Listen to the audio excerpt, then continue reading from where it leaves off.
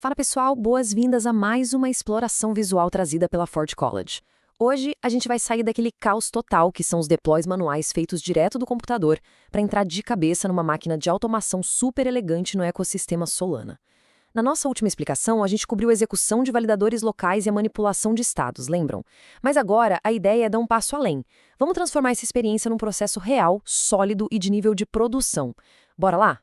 Então, dando uma olhada rápida no nosso plano de voo para hoje, a gente vai passar por 6 etapas. Da máquina local ao pipeline, os 3 estágios fundamentais, entender como funcionam o cache e os artefatos essenciais, falar bastante de segurança e validadores efêmeros, e depois vamos traduzir tudo isso do hard hat para o Anchor, fechando com o futuro da automação. Bem direto ao ponto. Seção 1. Saindo da máquina local e indo direto para o pipeline de automação. Olha só. Ficar cruzando os dedos para uma implantação manual não quebrar é praticamente como dirigir um carro montado com fita crepe. Até funciona ali para uns testes locais, rápidos, sabe? Mas conforme os times de engenharia crescem, fica insustentável depender de comandos digitados à mão no terminal. A gente precisa mesmo é de um sistema mecânico, um sistema que controle o estado do ledger, que manipule as chaves criptográficas e que garanta aqueles builds determinísticos, tudo isso sem dar nenhuma margem para o erro humano. A sequência manual tem que ser envelopada pela automação. Seção 2. Os 3 estágios fundamentais. A nossa verdadeira linha de montagem. A gente pode pensar nesse pipeline de integração como uma verdadeira linha de montagem industrial, dividida em 3 passos.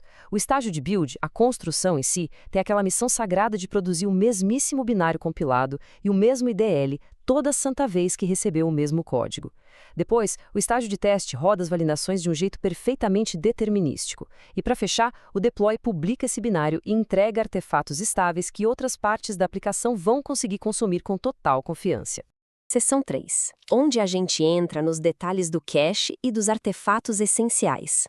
Bom, a mecânica desse motor é o que dita a eficiência da fábrica inteira. Afinal, um pipeline super seguro não serve para absolutamente nada se levar horas e horas para rodar, não é mesmo?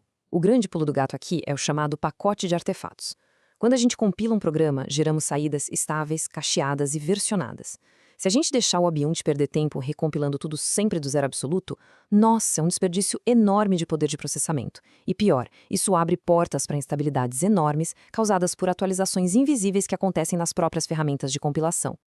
Então, para manter a máquina rodando na velocidade da luz, a gente precisa lubrificar umas engrenagens bem específicas com um cache pesado. Salvar o registro do cargo, garantir a estabilidade ali do diretório target e amarrar essas chaves de cache ao hash do arquivo cargo.lock. Olha, isso é fundamental para garantir que nenhuma alteração não mapeada quebre o pipeline. E mais importante de tudo, fazer o cache do diretório target/IDL garante que os serviços dependentes vão sempre encontrar e consumir exatamente os mesmos contratos definidos lá no momento da compilação.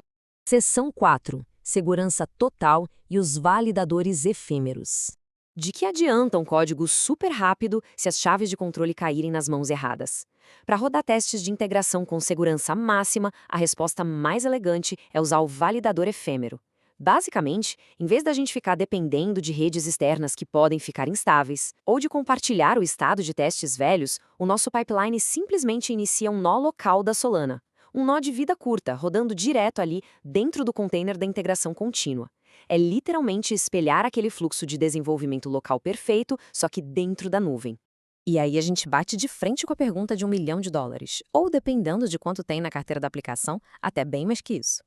Como assinar transações sem vazar as benditas chaves privadas? Imagina só o pesadelo coletivo em que alguém do time, no momentinho de distração, faz um git push de uma chave de produção da rede principal num repositório público do GitHub. Só de pensar numa coisa dessa já dá um baita sofrido. Para evitar desastres homéricos assim, os ambientes de staging e de produção têm que tratar esses pares de chave como ativos super, mas super restritos. A gente está falando de colocar a chave como um segredo criptografado nas configurações da própria plataforma de CI, ou então trancar isso num serviço de cofre digital seguro que o pipeline só chama de forma remota via API. Em qualquer cenário, a regra de ouro absoluta é o princípio do menor privilégio. A chave que a automação usa só deve ter permissão para gravar dados daquele programa específico e ponto final. Zero espaço para intervenção humana. Seção 5. Traduzindo nossos conhecimentos do Hard Hat direto para o Anchor. Para o pessoal que já vem de um background forte na máquina virtual Ethereum, a EVM, Essa tabela que a gente está vendo agora é praticamente a pedra de Rosetta. Mapeando os velhos hábitos para Solana funciona assim. Aquela pasta Node_Modules gigantesca dá lugar ao cache do diretório cargo e da pasta target. O velho comando do node test no hard hat vira o nosso Solana test validator efêmero. O hábito perigoso de lidar com frases mnemônicas em texto agora é substituído por serviços de assinatura e segredos de CI. E toda a lógica de implantação fica ancorada firme e forte no arquivo anchor.tomb. E por fim, seção 6. O futuro da automação. O domínio de todas essas engrenagens é o que realmente estabelece um padrão de altíssima qualidade ao longo prazo. O grande segredo para padronizar e blindar a segurança de absolutamente qualquer projeto é deixar as coisas explícitas. Fixar rigidamente a versão do compilador Rust, cravar a versão do framework Anchor e da interface da Solana, tudo isso garante que os ambientes de CI/CD se comportem de maneira 100% idêntica, independente de onde estiverem rodando. O que nos deixa com uma última reflexão bem interessante. Como é que essa padronização rigorosa de CI/CD pode finalmente quebrar as barreiras de migração entre EVM e VSBM?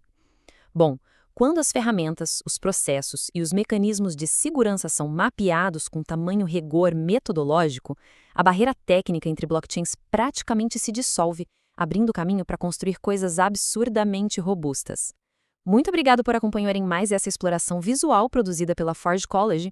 E olha, para dar o próximo grande passo e explorar ainda mais conteúdos essenciais sobre a Web3, não deixem de visitar o site forge.college. Um grande abraço e até a próxima!